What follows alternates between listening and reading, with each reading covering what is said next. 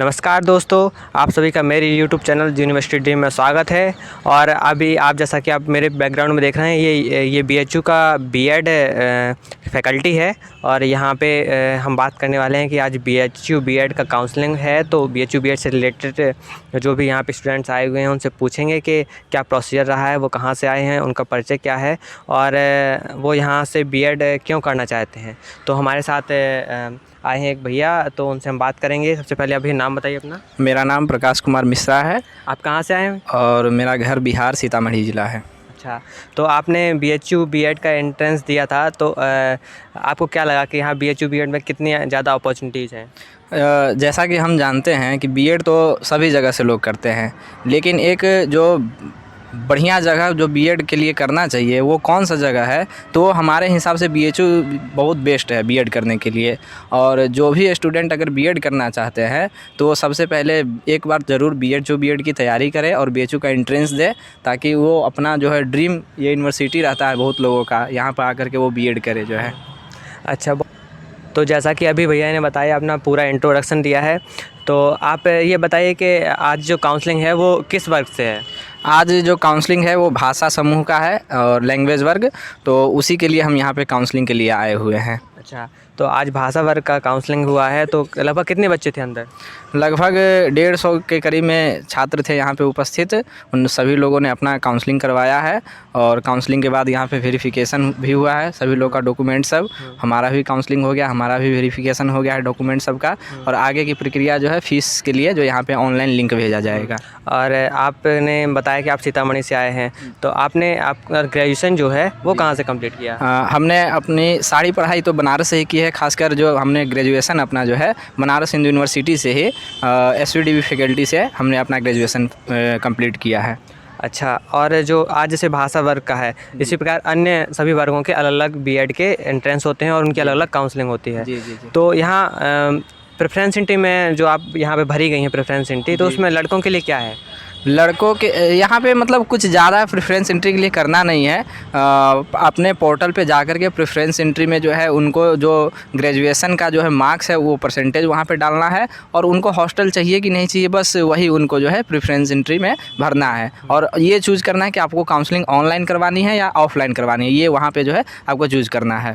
अच्छा, बहुत बहुत धन्यवाद। और आपका जो यहाँ पे रैंक रहा है वो कितना रहा है? यहाँ पे लैंग्वेज ग्रुप में हमारा 4th रैंक रहा है और 270 नंबर था हमारा। बहुत बहुत बधाई आपको। और तो आप सभी को बता दें, जो कि यहाँ के जो फैकल्टी ऑफ एजुकेशन है वो कमच्छा है, और जो BHU से आप सोच रहे होंगे BHU के अंदर है, तो ये BHU से थोड़ा 3 किलोमीटर दूर ये बीच शहर में बसा हुआ है। और भैया से पूछेंगे कि उनका क्या स्ट्रेटजी रहा है पढ़ने का, उन्होंने किन किन पुस्तकों से तैयारी की है, कैसे कैसे तैयारी की है, तो थोड़ा उसके बारे में बता दीजिए। जी। पहले तो ये जान लेते हैं कि इसमें क्वेश्चन कितना पूछते हैं।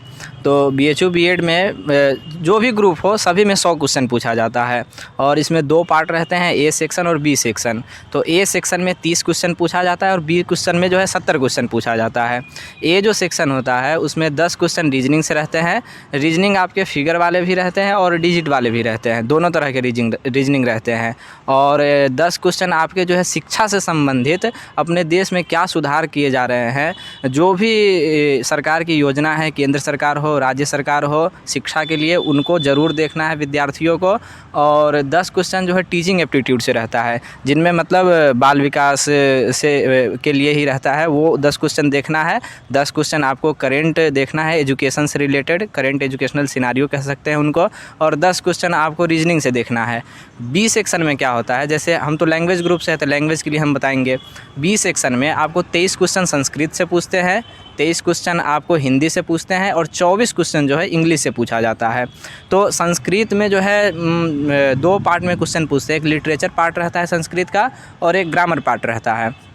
तो लिटरेचर में जो है जो महत्वपूर्ण संस्कृत के जो पुस्तक हैं उनके लेखक, उनमें कितने लेसन हैं, कितने चैप्टर हैं, अंक किसमें क्या है, अंक प्रकरण ग्रंथ क्या होते हैं, चंपू ग्रंथ क्या होते हैं, रघुवंश या फिर अभिज्ञान शाकुंतलम, उसमें कितने सर्ग हैं, कितने अंक हैं, ये सब देखना रहता है। और ग्रामर पार्ट में खासकर संधि हो गया, समास हो गया, प्रत्यय हो गए, कारक हो गए, ये सब उनको देखना ही चाहिए, ज़रूर देखना चाहिए, क्योंकि इससे जो है क्वेश्चन पूछा जाता है। तो ये तो संस्कृत का रहा। उसके बाद में हिंदी में भी इसी तरह क्वेश्चन पूछे जाते हैं, लिटरेचर पार्ट से और ग्रामर पार्ट से।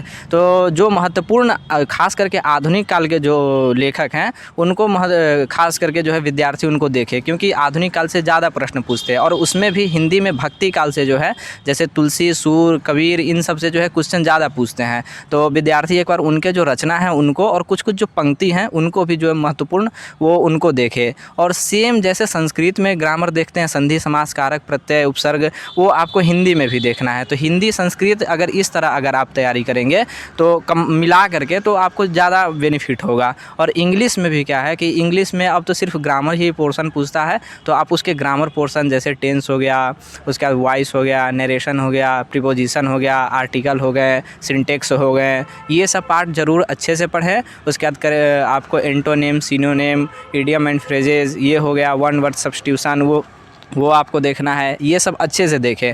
ये और क्या है कि इसमें आजकल क्वेश्चन पूछने का जो तरीका है आजकल रीअरेंजमेंट करने के लिए देता है, वो आप ज़रूर देखिए कि इस वाक्यों को कैसे जो है क्रम से करते हैं। उसके बाद फिर आप एरर डिटेक्शन जो है वो भी पोर्शन देखिए, क्योंकि इस बार एरर डिटेक्शन पूछा हुआ था इंग्लिश में।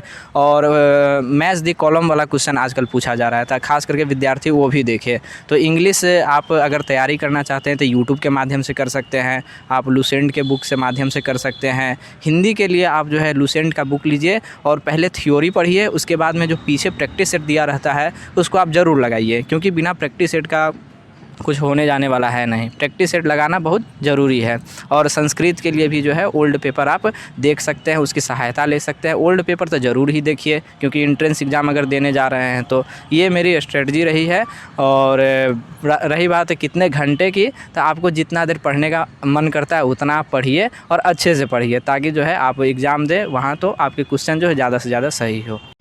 तो जैसा कि भैया ने बताया है कि कैसे कैसे पढ़ना है और कौन कौन सी बुक्स से पढ़ना है। लगभग जो भाषा वर्ग का रहता है उसमें लिटरेचर और आपका ग्रामर पोर्शन, चाहे इंग्लिश हो, चाहे संस्कृत हो और चाहे हिंदी हो, तीनों में लगभग बराबर तरीके से पूछा जाता है। और एक और क्वेश्चन है कि जैसा कि एनटीए इस बार आया है, एनटीए ने नेशनल टेस्टिंग एजेंसी ने इस बार हमारा एग्ज़ाम कंडक्ट करवाया हुआ था। पिछले बार से लगभग विगत वर्षों से बीएचयू ही कंडक्ट कराता आ रहा है। तो उसमें क्या परेशानियों का सामना करना पड़ा और किस प्रकार से क्वेश्चन का पैटर्न डिफरेंट हुआ, या फिर कुछ फ़र्क नहीं दिखाई दे रहा है या नहीं दिखाई दे रहा है? जी बिल्कुल, इस बार जो क्वेश्चन का पैटर्न है पिछले बार के एग्ज़ाम से मतलब ज़्यादा ही चेंज है, क्योंकि पिछले 11 साल से जो क्वेश्चन का पैटर्न था वो सेम पैटर्न पे क्वेश्चन पूछ रहे थे, लेकिन इस बार का जो क्वेश्चन था वो सेम पैटर्न पे नहीं थे। क्योंकि जो विद्यार्थी इस बार अगर विगत वर्ष के प्रश्नों से अगर देख करके तैयारी किए होंगे उनको इस बार जो है समस्या ज़रूर हुई होगी, क्योंकि इस बार क्वेश्चन पूछने का जो तरीका था वो एकदम डिफरेंट वे में था। जैसा कि पिछले बार क्वेश्चन सब पूछ देते थे नॉर्मल कि बुक के राइटर कौन है, चाहे कुछ भी, लेकिन इस बार जो है बुक के राइटर ये सब नहीं पूछ रहे थे। इस बार आपको या तो मैच द कॉलम में दे रहा था क्वेश्चन। विद्यार्थी पहले क्या करते थे, अगर 10 याद है तो वो कर लेते थे, लेकिन इस बार एकदम आपको डीप नॉलेज चाहिए था, जो कि आप उसमें मैच द कॉलम में क्या होता है कि आपको पूरे अच्छे से अगर नॉलेज है आपके पास में तभी आप जा कर के जो है अच्छे से उसको मिलान आप कर सकते हैं। ये तीनों में हुआ है, संस्कृत में भी हुआ है और हिंदी में भी हुआ है और इंग्लिश में भी हुआ है। और एक चीज़ और कहेंगे कि जो विद्यार्थी तैयारी करे वो कथन और निष्कर्ष इस पे थोड़ा सा फोकस करे, क्योंकि लॉजिकल क्वेश्चन इस बार ज़्यादा पूछा गया था। हमको फैक्चुअल से ज़्यादा इस बार का लॉजिकल क्वेश्चन था, तो थोड़ा सा लॉजिक पे अपना समझदारी बढ़ाएं विद्यार्थी, ताकि क्वेश्चन को जो है समझदारी पूर्वक सही कर पाएँ। नहीं तो अगर फैक्ट पे इस बार क्वेश्चन बहुत ज़्यादा नहीं पूछा गया था, तो हमारा दर्शक से यही अनुरोध रहेगा कि लॉजिकल क्वेश्चन ज़्यादा इस बार पूछे जा रहे हैं। तो बहुत बहुत धन्यवाद, आपने पिछला जो भी पैटर्न था आपने पूरा एक डिटेल से हम लोगों को बताया है, हमारे दर्शकों को बताने की कोशिश की है। मुझे नहीं लगता शायद कोई प्रश्न छूटा हो, लेकिन फिर भी एक मेरा पर्सनल वो व्यू है कि जो आपने सेकंड पार्ट तो बता दिया, जो फर्स्ट पार्ट होता है पार्ट 1 भाग 1, तो उसमें जो टीचिंग एप्टीट्यूड एक उसमें क्वेश्चन पूछाते हैं, लगभग 10 प्रश्न पूछे जाते हैं, और करंट एजुकेशनल सिनेरियो, ये कुछ वास्ट टॉपिक होते हैं, बड़े टॉपिक होते हैं। तो इनको आप कैसे देखते हो और इनको कैसे कवर करें, इसके बारे में थोड़ा सा जी, देखिए इसको तैयार करने के लिए क्या है कि कुछ तो क्वेश्चन आपके जो है समझदारी पे निर्भर करता है कि विद्यार्थी का विकास किस तरह किया जाए, उससे रिलेटेड इसमें क्वेश्चन रहते हैं। वो तो आप अगर समझदार थोड़ा-सा अगर दिमाग लगाएँगे तो वो क्वेश्चन सही हो जाएँगे। लेकिन कुछ क्वेश्चन जो होते हैं फैक्ट वाले होते हैं, उनको तैयारी करने के लिए आप लुसेंट का बाल विकास एवं शिक्षा शास्त्र एक पुस्तक आता है, उसको आप लेकर के तैयारी कर सकते हैं। और एक प्रिस्टाइन की एक बुक आती है, आप उसको भी लेकर के, क्योंकि उसमें टीचिंग एप्टीट्यूड बहुत अच्छा से दिया हुआ है, तो आप उसको लेकर के भी अच्छे से आप पढ़ सकते हैं। तो और विगत वर्ष के प्रश्न को जो है आप सभी भाषा के, एक ही नहीं, जैसे आप लैंग्वेज के ही तो लैंग्वेज ही नहीं, आप सभी ग्रुप के जो है टीचिंग एप्टीट्यूड के प्रश्न को देखिए। वहाँ से आपको बहुत सारे मतलब नॉलेज मिलेंगे कि आखिर ये ऑप्शन क्या हो सकता है सही।